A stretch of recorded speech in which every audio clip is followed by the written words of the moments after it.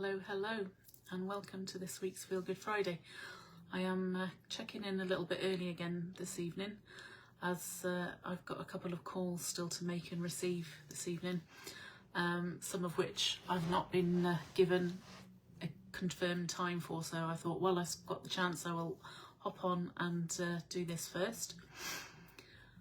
So today's topic is chaos breeds change.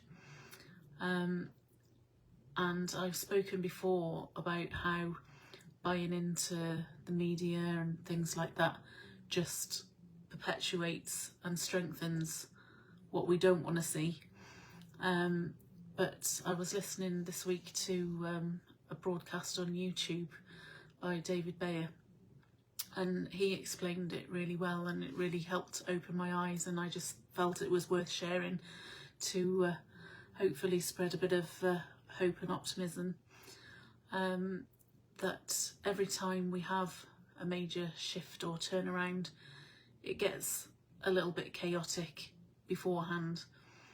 And you know, he was expressing that he truly believes that all of the propaganda and all of the things, the fear mongering that remains within media and, you know, online, everywhere, we hear from the powers that be, you know, oh, this is going to happen, or we're going to do this and we're going to do that.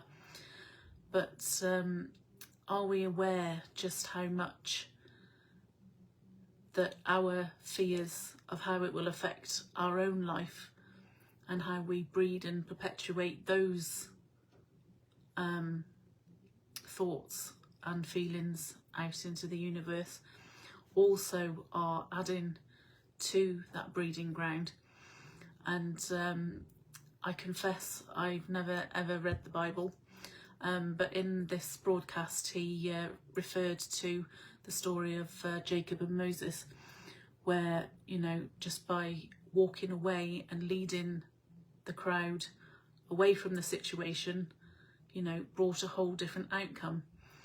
And he was saying, you know, that he believes that if enough of us can, you know, take that kind of approach to what's going on, not buy into it, and just say, okay, well, thank you for the good that you have done, but that whatever else you're saying serves no purpose in my life and doesn't match the future and the frequency that I'm tuning into.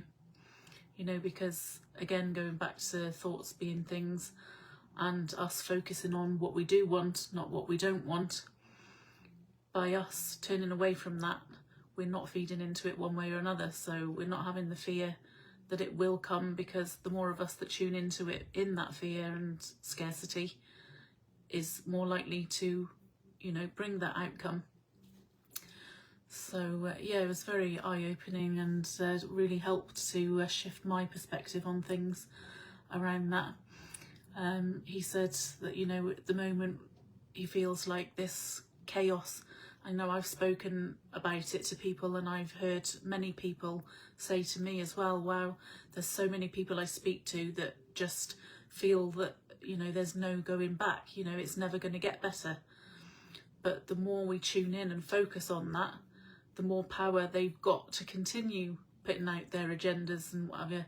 So in the analogy that David used about Jacob and Moses, you know, the more of us that can not turn a blind eye, because, you know, it's going on all around us and it's easier said than done.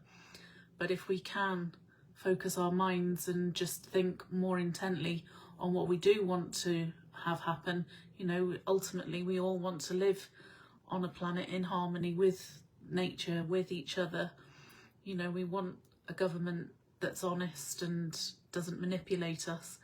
But the more we're focusing on what they're telling us and thinking, you know, getting angry and fearful that that's exactly what they're doing, the more we're feeding that energy to perpetuate more of it.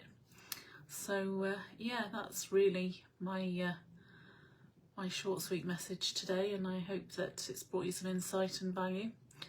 And thank you for joining me live, Jill and David, and to all those that watch the replay. I look forward to seeing you all next week. Take care. Bye.